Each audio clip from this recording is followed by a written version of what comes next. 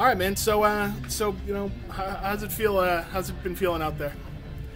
I mean, I've definitely been off to a rough start this year, but I mean, we still got 5 weeks left this season, and I'm starting to feel good, starting to get my feet underneath me, and feeling pretty optimistic about turning things around here. Before I forget to ask, what's it like to be playing so close to home? I mean, it's definitely a treat for me. I spent the past few summers in Kingsport, Tennessee, and it's definitely special to be here and come back to Lowell, have my family here to support me, my family and friends. I mean, it's a big deal for me. Yeah, you know, like you said, Alex, the last couple seasons you've been pretty far away. I imagine the family's come up a little bit, but it's not as easy as, you know, driving up 495 or 95 to Lowell. You know, how many people are coming to support you? Well, my mom, some coaches from back when I played in high school come down and see me, my grandfather.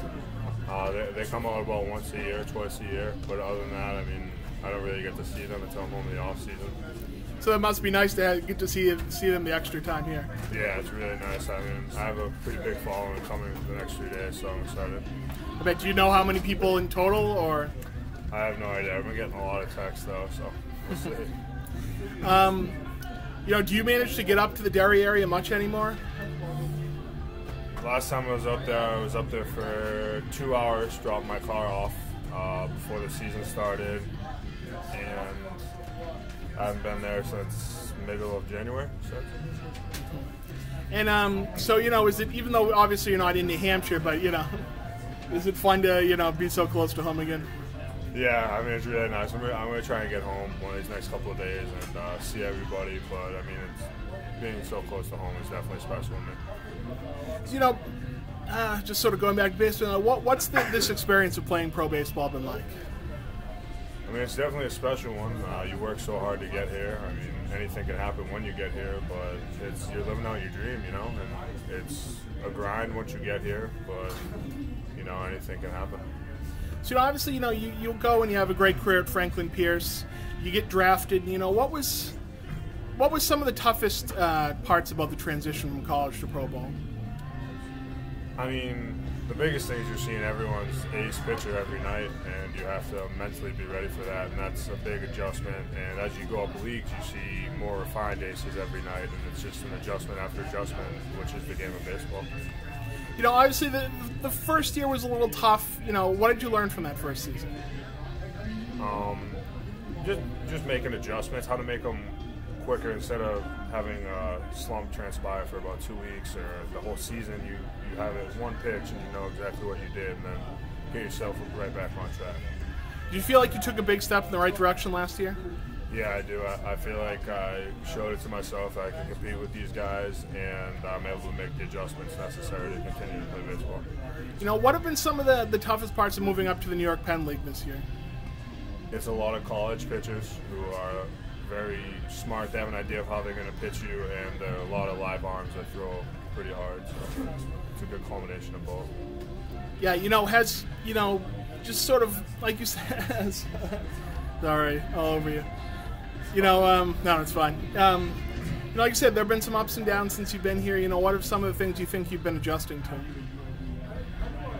I think the biggest thing is I went through the spring training this year for the first time, and then I went to extended spring, and I actually went down a month and a half early. So I think I was preparing to go to a full season team, but obviously that didn't happen. So I think my body's just worn out. The training staff gave me a few days off here, and today is the last day of those, and I feel a lot better moving forward, and I feel like I got my feet underneath me again, so I'm just looking to make some progress as I move towards the end of the season. And you know, if you can make that progress, you know, how big would that be going into the off season?